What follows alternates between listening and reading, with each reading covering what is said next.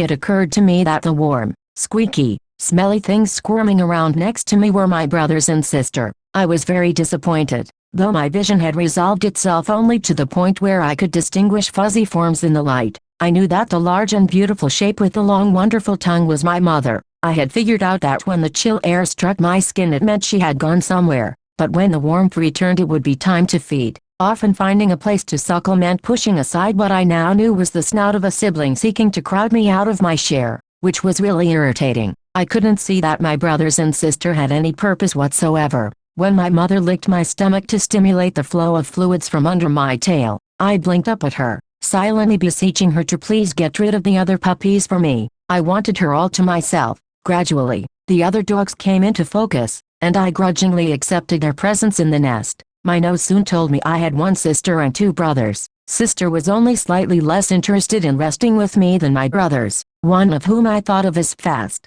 because he somehow always moved more quickly than I could. The other one I mentally called Hungry, because he whimpered whenever mother was gone and would suckle her with an odd desperation, as if it were never enough. Hungry slept more than my siblings and I did, so we often jumped on him and chewed on his face. Our den was scooped out underneath the black roots of a tree, and was cool and dark during the heat of the day. The first time I tottered out into the sunlight, Sister and Fast accompanied me, and naturally Fast shoved his way to the front. Of the four of us, only Fast had a splash of white on his face, and as he trotted jauntily forward this patch of fur flashed in the daylight. I'm special. Fast's dazzling, star-shaped spot seemed to be declaring to the world. The rest of him was as mottled and unremarkably brown and black as I was. Hungry was several shades lighter and Sister shared mother's stubby nose and flattened forehead, but we all looked more or less the same. Despite Fast's prancing, our tree was perched on a creek bank, and I was delighted when Fast tumbled head over heels down the bank,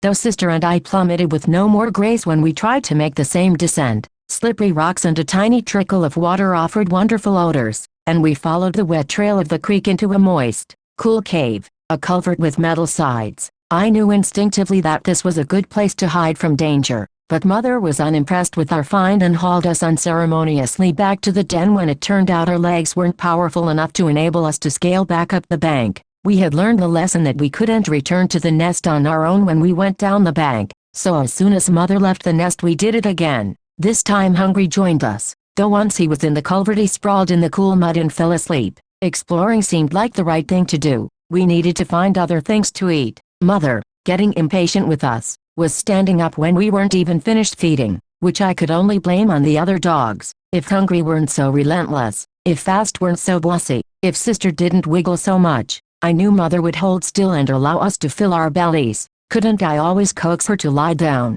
usually with a sigh, when I reached up for her while she stood above us? Often Mother would spend extra time licking Hungry while I seethed at the injustice. By this time, Fast and Sister had both grown larger than I. My body was the same size, but my legs were shorter and stubbier. Hungry was the runt of the litter, of course, and it bothered me that Fast and Sister always abandoned me to play with each other, as if Hungry and I belonged together out of some sort of natural order in the pack. Since Fast and Sister were more interested in each other than the rest of the family, I punished them by depriving them of my company, going off by myself deep into the culvert. I was sniffing at something deliciously dead and rotten one day when right in front of me a tiny animal exploded into the air. A frog. Delighted, I leaped forward, attempting to pounce on it with my paws, but the frog jumped again. It was afraid, although all I wanted to do was play and probably wouldn't eat it. Fast and Sister sensed my excitement and came stampeding into the culvert, knocking me over as they skidded to a stop in the slimy water. The frog hopped and Fast lunged at it, using my head as a springboard. I snarled at him, but he ignored me. Sister and Fast fell all over themselves to get at the frog, who managed to land in a pool of water and kick away in silent, rapid strokes. Sister put her muzzle in the pond and snorted, sneezing water over Fast and me. Fast climbed on her back. The frog, my frog, forgotten. Sadly, I turned away. It looked as though I lived in a family of dimwits. I was to think of the frog often in the days that followed, usually just as I drifted off to sleep. I found myself wondering how it would have tasted. More and more frequently, Mother would growl softly when we approached, and the day she clicked her teeth together in warning when we came at her in a greedy tumble I despaired that my siblings had ruined everything. Then Fast crawled to her, his belly low, and she lowered her snout to him. He licked her mouth and she rewarded him by bringing up food, and we rushed forward to share. Fast pushed us away, but we knew the trick, now, and when I sniffed and licked my mother's jaws she gave me a meal. At this point we had all become thoroughly familiar with the creek bed, and had tracked up and down it until the whole area was redolent with our odors. Fast and I spent most of our time dedicated to the serious business of play, and I was beginning to understand how important it was to him for the game to wind up with me on my back, his mouth chewing my face and throat. Sister never challenged him, but I still wasn't sure I liked what everyone seemed to assume was the natural order of our pack. Hungry, of course, didn't care about his status, so when I was frustrated I bit his ears. One afternoon I was drowsily watching Sister and Fast yank on a scrap of cloth they'd found when my ears perked up. An animal of some kind was coming, something large and loud. I scrambled to my feet, but before I could race down the creek bed to investigate the noise Mother was there, her body rigid with warning. I saw with surprise that she had Hungry in her teeth, carrying him in a fashion that we'd left behind weeks ago. She led us into the dark culvert and crouched down, her ears flat against her head. The message was clear, and we heeded it, shrinking back from the tunnel opening in silence. When the thing came into view, striding along the creek bed, I felt Mother's fear ripple across her back. It was big, it stood on two legs, and an acrid smoke wafted from its mouth as it shambled toward us. I stared intently, absolutely fascinated. For reasons I couldn't fathom I was drawn to this creature, compelled, and I even tensed, preparing to bound out to greet it. One look from my mother, though, and I decided against it. This was something to be feared, to be avoided at all costs. It was, of course, a man, the first one I'd ever seen. The man never glanced in our direction. He scaled the bank and disappeared from view, and after a few moments Mother slid out into the sunlight and raised her head to see if the danger had passed. She relaxed, then, and came back inside, giving each of us a reassuring kiss. I ran out to see for myself, and found myself disheartened when all that remained of the man's presence was a lingering scent of smoke in the air. Over and over again the next few weeks, Mother reinforced the message we'd learned in that culvert: avoid men at all costs, fear them. The next time Mother went to hunt, we were allowed to go with her. Once we were away from the security of the den, her behavior became timid and skittish, and we all emulated her actions. We steered clear of open spaces, slinking along next to bushes. If we saw a person, Mother would freeze, her shoulders tense, ready to run. At these times Fast's patch of white fur seemed as obtrusive as a bark, but no one ever noticed us. Mother showed us how to tear into the filmy bags behind houses, quickly scattering inedible papers and revealing chunks of meat, crusts of bread, and bits of cheese, which we chewed to the best of our ability. The tastes were exotic and the smells were wonderful, but Mother's anxiety affected all of us, and we ate quickly, savoring nothing. Almost immediately Hungry brought up his meal, which I thought was pretty funny until I, too, felt my insides gripped in a powerful spasm. It seemed to go down easier the second time. I'd always been aware of other dogs, though I'd never personally met any except those in my own family. Sometimes when we were out hunting they barked at us from behind fences, most likely jealous that we were trotting around free while they were imprisoned. Mother, of course, never let us approach any of the strangers, while Fast usually bristled a little, somehow insulted that anybody would dare call out to us while he lifted his leg on their trees. Occasionally I even saw a dog in a car. The first time this happened I stared in wonderment at his head hanging out the window, tongue lolling out. He barked joyously when he spotted me, but I was too astounded to do anything but lift my nose and sniff in disbelief. Cars and trucks were something else Mother evaded, though I didn't see how they could be dangerous if there were sometimes dogs inside them. A large, loud truck came around frequently and took away all the bags of food people left out for us, and then meals would be scarce for a day or two. I didn't like that truck, nor the greedy men who hopped off it to scoop up all the food for themselves. Despite the fact that they and their truck smelled glorious, there was less time for play, now that we were hunting. Mother snarled when Hungry tried to lick her lips,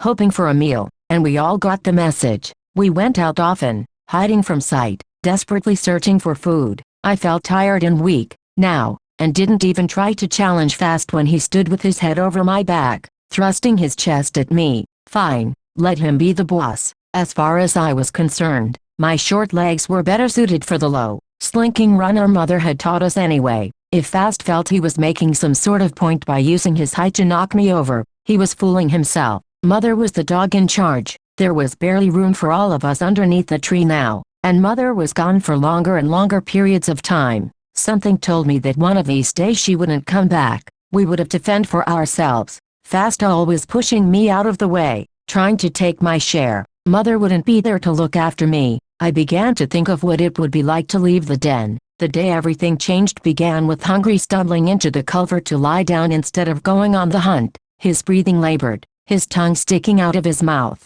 Mother nuzzled Hungry before she left, and when I sniffed at him his eyes remained shut. Over the culvert was a road, and along the road we'd once found a large dead bird, which we'd all torn into until Fast picked it up and ran off with it. Despite the danger of being seen, we tended to range up and down this road, looking for more birds, which was what we were doing when Mother suddenly raised her head in alarm. We all heard it the same instant, a truck approaching, but not just any truck. This same vehicle, making the same sounds, had been back and forth along our road several times the past few days, moving slowly, even menacingly, as if hunting specifically for us. We followed Mother as she darted back to the culvert, but for reasons I'll never fully understand, I stopped and looked back at the monstrous machine, taking an extra few seconds before I followed Mother into the safety of the tunnel. Those few seconds proved to make all the difference. They had spotted me. With a low, rumbling vibration, the truck came to a stop directly overhead. The engine clanked and went quiet, and then we heard the sounds of boots on gravel. Mother gave a soft whimper. When the human faces appeared at either end of the culvert, Mother went low, tensing her body. They showed their teeth at us, but it didn't seem to be a hostile gesture. Their faces were brown, marked with black hair, black brows, and dark eyes. "Here, boy," one of them whispered. I didn't know what it meant, but the call seemed as natural as the sound of the wind, as if I had been listening to men speak my whole life. Both men had poles. I now saw poles with ropes looped on the end. They appeared threatening, and I felt Mother's panic boil over, her claws scrabbling. She bolted, her head down, aiming for the space between the legs of one of the men. The pole came down. There was a quick snap, and then my mother was twisting and jerking as the man hauled her out into the sunlight. Sister and I backed up, cowering, while Fast growled, his fur bristling on the back of his neck. Then it occurred to all three of us that while the way behind us was still blocked, the tunnel mouth in front of us was now clear. We darted forward. "Here they come," the man behind us yelled.